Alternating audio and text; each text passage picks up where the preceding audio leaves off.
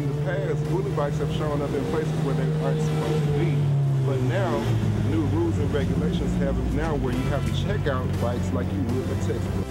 Parallax, a local band, is setting their sights outside of Starkville. See what they're doing to accomplish their dreams on Take 30 News.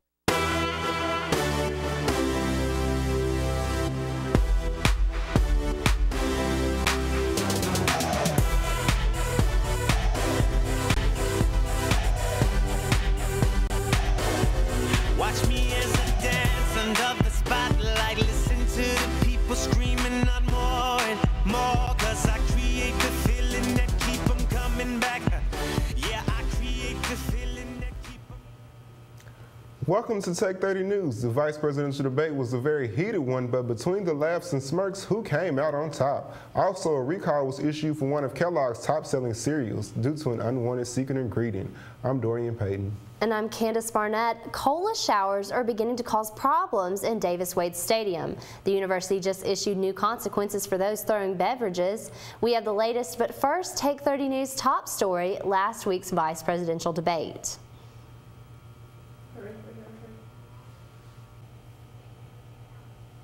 The vice presidential debate between Joe Biden and Paul Ryan was a very intense one and showed proof that both candidates were fighting for their running mate. This debate was a very popular event on television, bringing in more than 51.4 million viewers who tuned in to watch the event. This was more viewers since the presidential debate in 1992. Yet despite many people watching the debate, there were a plethora of online bloggers with opinions. The Daily Beast reported that there were no winners or losers, and both candidates looked overcoached. MSNBC reported that Biden's performance was exactly what the Democratic base wanted to see. The second presidential debate between President Obama and Governor Romney will air this Tuesday at 9:00 p.m. Eastern Time. Well, if you're looking to buy some cereal next time you're at the grocery store, don't expect to find mini wheats on the shelf. Kellogg, known for products such as Fruit Loops, Corn Flakes, and Rice Krispies, has voluntarily recalled all mini wheat products because they might possibly contain fragments of metal mesh. Kellogg said they are working to fix the problem. This recall contains both frosted and unfrosted mini wheats. A popular MSU bike service is undergoing some changes. I spoke with Parking Services Director Mike Harris earlier this week about the new program. Parking Services Bully Bike program has been revamped. Students are now required to check out bikes from Parking Services and are allowed to keep them for the entire semester. Well, in the past, what we did was just put them out for anyone to use at any time. So you may go to a class and have a bike there, you get on it, you ride it to another class, and you leave it there, and someone else may get on it and use it from there.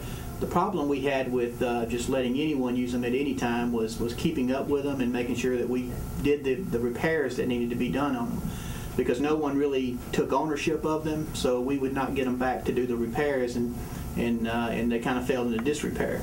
So what we decided to do to roll out something that would help us with the repair system and also make them a little more accountable for the folks who use them. So now we ask students to come in, we assign them to those students, they can use them for the entire semester, and then they bring them back to us. The program is said to be a big help to Parking Services and will offset some of the expensive repair costs for Parking Services.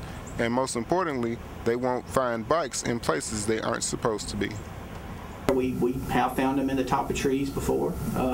We found them in bathrooms where people have taken them to the classrooms and taken them into the bathroom thinking they could keep them until they got out and nobody would get them, and those type things. So yeah, they have been in some strange places.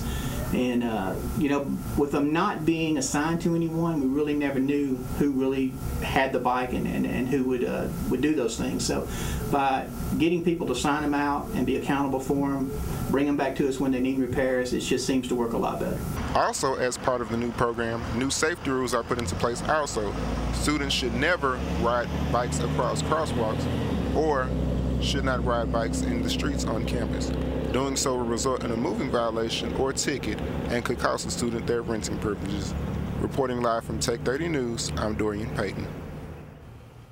For more information about this Bully Bike program, you can visit Parking Services at www.parkingservices.mstate.edu, or you can call them at 662-325-5771. And security will be tightened for sports fans in Davis-Wade Stadium. A new policy was added that deals with throwing beverages. Bill Kibler, Vice President of Student Affairs at MSU, said that the throwing of cups in the stands is unacceptable and unsportsmanlike. Usually fans throw cups after every touchdown the Bulldogs make. The new rules will eject fans from the stadium if caught throwing beverages.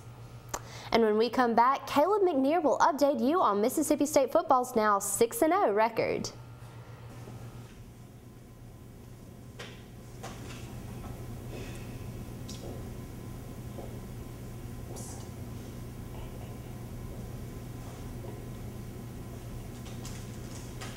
In high school, you got away with it. But now, at Mississippi State,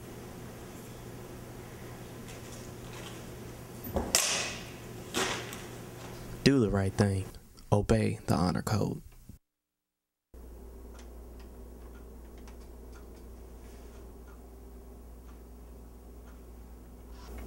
It used to be about black and white. Things are different now. We live in a world of color. We no longer live in a world of black and white. I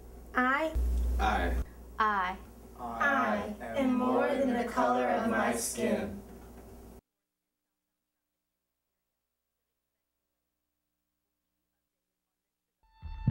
Video game addiction is not only seen in children, but also in adults. Video game addicts suffer depression, anger, anxiety, and withdrawing from friends and family. Put the controller down before you lose your friends, your family, and your life.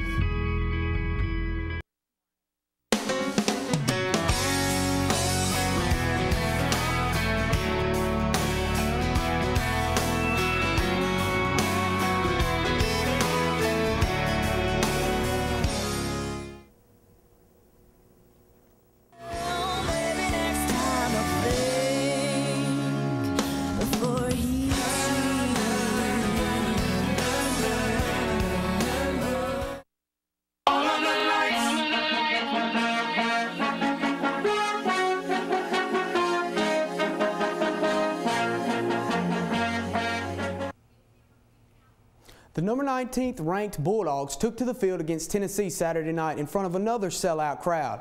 In fact, it was the third largest crowd in MSU history. The Dogs did improve their record to 6-0 and a perfect 3-0 in SEC play. Bulldogs got things off to a great start on the first play from scrimmage, hitting tight end Marcus Green for 29 yards. Dak Prescott then threw his first career touchdown pass to Green from 13 yards out to give the Bulldogs a 17-7 lead in the second quarter. But Tennessee did respond on the following kickoff with a 98-yard touchdown return from Patterson. That put the Vols right back in the game. However, the Bulldogs were able to get the momentum back and continue the big offensive night with another Marcus Green touchdown reception. The Dogs did come out on top 41-31 and are currently ranked 12th in the BCS poll. Let's take a closer look at some stats. Tyler Bray had 148 yards with 2 touchdowns and 1 interception, while MSU's Tyler Russell was 23 for 37 with 291 yards and 2 touchdowns. 8 different receivers touched the ball. Chad Bumpus led the way with 7 catches for 93 yards, while Perkins had 101 yards on the ground. The Bulldogs also won the turnover battle by getting 2 turnovers. The big play of the night was when senior All-SEC cornerback Jonathan Banks stripped the ball and recovered it at the Vols' 30-yard line with 9 minutes and 12 seconds remaining. From that point on, Tennessee could not overcome the 3-point lead. The Bulldogs did finish off the game with a final touchdown to Malcolm Johnson to give the Dogs the lead for good. The Bulldogs will play Middle Tennessee next weekend at home. The game will be televised again on ESPN2. Now let's take a look at some more SEC action as the LSU Tigers knocked off the number 3 South Carolina Gamecocks 23-21. The Gamecocks snapped a 10-game winning streak after the loss. South Carolina had a 14-10 lead at the beginning of the fourth quarter. However, LSU was able to come back from behind and get the win. LSU's Craig Lawson on the final drive intercepted quarterback Connor Shaw. That sealed the deal for the Tigers, which are now 5-1 overall. Texas A&M had an exciting game with Louisiana Tech. The game had to be rescheduled due to Hurricane Isaac on September 1st. The Aggies came out with a 27-0 lead in the second quarter, but La Tech was able to fight their way back late in the fourth quarter, scoring with 1 minute and 10 seconds remaining. The two-point conversion was failed, and A&M was able to escape 59-57. Gene Chizik and his Auburn faithful were left scratching their heads on Saturday after the Ole Miss Rebels beat the Tigers 41-20 at Vaught Hemingway Stadium. Chizik's record from 2009 to 2011 was 30-10 and 3-0 in bowl games. But things have changed this year. The Tigers are 1-5 overall and 0-4 in SEC play. The question is, could he be on the hot seat? If he could pull out a big upset and maybe 4 wins this season, he should be okay. But if he loses out, then it may be over for Gene Chizik at Auburn. This past weekend, Mississippi State Athletic Department hosted their annual Maroon Madness. With 2 new coaches leading both men's and women's basketball team, MSU Marketing decided to come up with a new way to get fans excited about the upcoming basketball season. MSU decided to build a basketball court in the middle of downtown Starkville during Starkville's annual fall festival, Pumpkin Palooza. The event featured a dunk contest and a 3-on-3 game. Men's head coach Rick Ray agreed it was a great way to get fans excited about the upcoming season.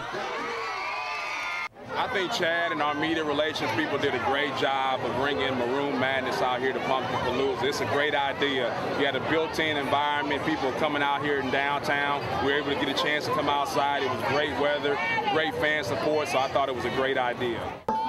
Fans had an opportunity to meet the coaches and players after the event.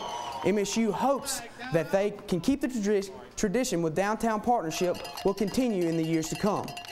Let's change gears and look at some NFL matchups from the weekend. Thursday night on the NFL Network, the Titans took down the Steelers in a thriller. Tennessee's Rob Baronis kicked a 40-yard field goal at the end of regulation to give the Titans a 26-23 win. Green Bay Packers visited the undefeated Houston Texans Sunday night on NBC. The Pack got the win 42-24 over the Texans. Green Bay Packers' Jordy Nelson had 3 touchdowns, and former SEC cornerback Casey Hayward had 2 interceptions. Now let's talk some MLB postseason as the Tigers are up in the ALCS 2-0 on the Yankees. Game 3 is set for Tuesday night at 8 p.m. on TBS. The Cardinals are up on the Giants 1-0 in the NLCS game. Game 2 will be scheduled Monday night at 8 p.m. on Fox. Well, that's all for Take 30 Sports. I'm Caleb McNair, and coming up after the break, Take 30's Meredith Garvin has news on local band with some big dreams. Some people think they don't have to obey the rules. But when it comes to the rules here at Mississippi State, you better take notice. Don't think you're above the law, or they'll find you. Nope. You could find yourself on the outside looking in. Ring responsibly, MSU.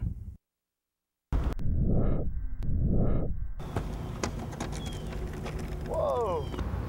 Irresponsible. Trashy. Stop! Here's your ticket, ma'am. But I only have $7.95. Don't whine. Go pay your fine. Oh, shucks, I knew I shouldn't have done that. Keep Mississippi beautiful. Don't litter. The rainforest is home to nearly 2/3 of animal species, and almost half the medicines that we use come from rainforests. But by 2060, nearly all of our rainforests will be gone. So how do we stop it? One way is to recycle. At home, at work, at school. Recycle paper, cans, bottles, and more. Also, save energy by using cold water in the washing machine. Keep your car tuned up and carpool or use public transportation. And finally, spread the word to everyone you know about ways you can save our rainforests.